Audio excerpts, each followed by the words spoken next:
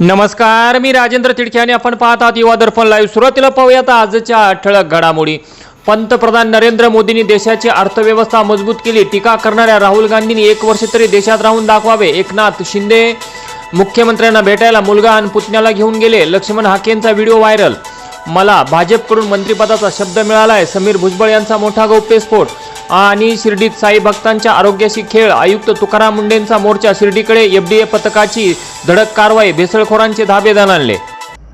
आणि आता बातमीपत्र बीड जिल्ह्याचं आणि राज्यातील इतर घडामोडींचं सविस्तर। एकादशीच्या निमित्ताने महाराष्ट्रात वारकऱ्यांची लगबग सुरू झाली असतानाच यंदा वारीचा हा सोहळा थेट जागतिक पातळीवर पोहोचला आहे। विठ्ठल विठ्ठल आणि ज्ञानोबा तुकाराम असा गजर करत थेट लंडनच्या जगप्रसिद्ध रॉयल विंडसर रेसकोर्सवरून प्रथमच ग्लोबल दिंडी पंढरपूरच्या दिशेने दिनांक 6 जून रोजी रवाना झाली आहे। लंडनहून निघालेली ही दिंडी तब्बल 50 दिवसात 11 देशांचा प्रवास करत रस्ते मार्गाने दिनांक 25 जुलै रोजी पंढरपूरला दाखल होणार आहे। वारकरी संप्रदायाच्या इतिहासातील ही पहिलीच आंतरराष्ट्रीय दिंडी ठरणार आहे। या ऐतिहासिक ग्लोबल वारीचे मुख्य उद्दिष्ट म्हणजे लंडनमध्ये उभारण्यात येणाऱ्या भव्य श्री विठ्ठल रुक्मिणी मंदिराचा जगभर प्रचार व प्रसार करणे हे आहे। युरोपमधील नवीन पिढीला महाराष्ट्राच्या वारकरी संप्रदायाची संत विचारांची ओळख व्हावी आणि विठ्ठल भक्तीच्या माध्यमातून जगभरात विश्वशांतीचा संदेश जावा यासाठी या दिंडीचे आयोजन करण्यात आले आहे। दिनांक 6 जून रोजी रॉयल विंडसर रेस कोर्सवर ढोल वादन कार्यक्रमाचे आयोजन दिंडी प्रस्थानावेळी करण्यात आले होते। यात 100हून अधिक जणांनी सहभाग नोंदवून ढोल वादन केले। आपली संस्कृती जपली आपण आणि आपला ढोल जो आहे तो आपण यूके मध्ये आणलेला आहे। जसं यूके महाराष्ट्रातून ढोल आलाय तसं यूकेतून आपली वारी पंढरपूरला चाललेली हा ऐतिहासिक दिवस आहे। याला ढोल वाजला पाहिजे।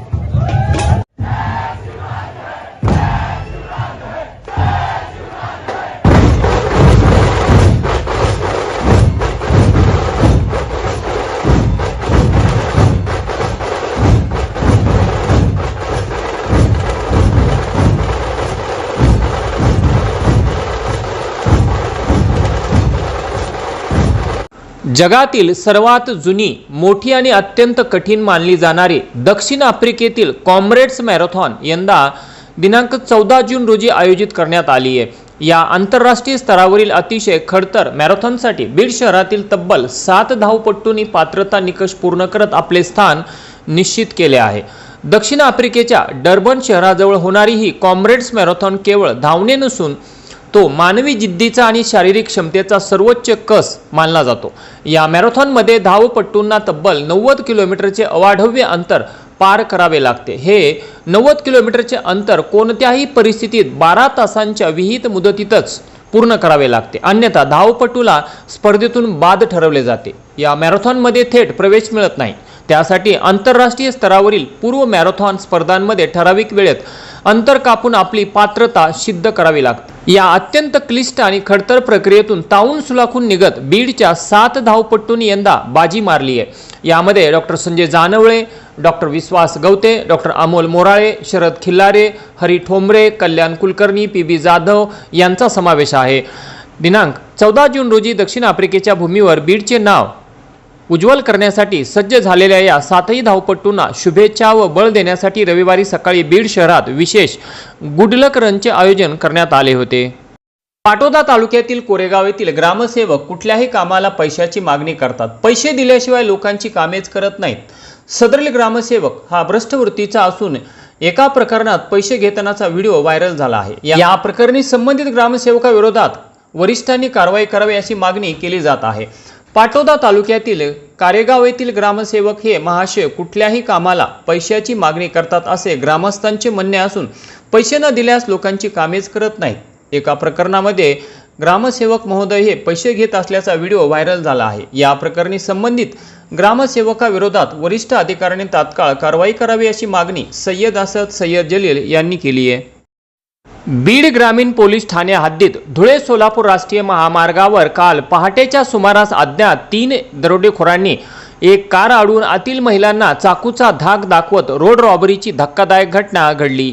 बीड शहरापासून काही अंतरावरच असलेल्या खजाना विहिरीजवळ ही घटना घडली असून या प्रकरणी बीड ग्रामीण पोलीस ठाण्यात जबरी चोरीचा गुन्हा दाखल करण्यात आला असून पोलिसांकडून मिळालेल्या माहितीनुसार दिनांक 8 जून 2026 रोजी पहाटे 5:30 वाजण्याच्या दरम्यान धुळे सोलापूर राष्ट्रीय महामार्गावर आहेर वडगाव शिवारात ही घटना घडली। फिर्यादी राहुल उद्धवराव पोहेकर वय 30 वर्षे, व्यवसाय व्यापार, राहणार नवीन मोंढा जालना हे आपल्या कुटुंबियांसह एका क्रेटा कारमधून प्रवास करत असताना अज्ञात 3 इसमांनी त्यांची कार अडवली व चाकूचा धाक दाखवून फिर्यादीची पत्नी, आई व मावशी यांच्या अंगावरील सोन्याचे दागिने तसेच पर्समधील रोख रक्कम जबरदस्तीने हिसकावून घेतल्याचे तक्रारीत नमूद करण्यात आले आहे। या रॉबरीत फिर्यादीच्या पत्नीच्या अंगावरील सुमारे 42,000 रुपयांचे सोन्याचे दागिने व 45,000 रुपये रोख, मावशीच्या अंगावरील अंदाजे 31,050 रुपयांचे दागिने तसेच आईच्या अंगावरील सुमारे 50,750 रुपयांचे सोन्याचे दागिने असा एकूण 1,69,250 रुपयांचा मुद्देमाल लंपास करण्यात आला आहे। या प्रकरणी बीड ग्रामीण पोलीस ठाण्यात रॉबरीचा गुन्हा दाखल करण्यात आला असून घटनेची माहिती मिळताच API दराडे यांनी घटनास्थळी भेट दिली तर पुढील तपास PSI कुकलारे यांच्याकडे सोपवण्यात आला असून आरोपींचा शोध सुरू आहे। पहाटेच्या वेळी महामार्गावर घडलेल्या या धाडसी रोड रॉबरीच्या प्रकारामुळे जिल्हाभरात भीतीचे वातावरण निर्माण झाले असून पोलिसांसमोर या आरोपींना लवकरात लवकर जेरबंद करण्याचे आव्हान उभे राहिले आहे। बीड तालुक्यातील मौजे कुटेवाडी येथे एका 23 वर्षीय नवविवाहितेचा विहिरीत मृतदेह आढळून आल्याची धक्कादायक घटना सोमवार दिनांक 8 जून रोजी रात्री घडली। सदरील प्रकार हा खुनाचा असल्याचा आरोप करत या प्रकरणातील सासरच्या लोकांना जोपर्यंत अटक होत नाही तोपर्यंत शवविच्छेदन होऊ देणार नाहीत अशी भूमिका मयत विवाहितेच्या माहेरकडील नातेवाईकांनी घेतली होती। बीड तालुक्यातील कुटेवाडी येथील संध्या पवन कुटे वय 23 वर्षे या विवाहितेचा मृतदेह काल सोमवार दिनांक 8 जून रोजी रात्री 9 वाजण्याच्या सुमारास परिसरातील एका विहिरीत आढळून आला।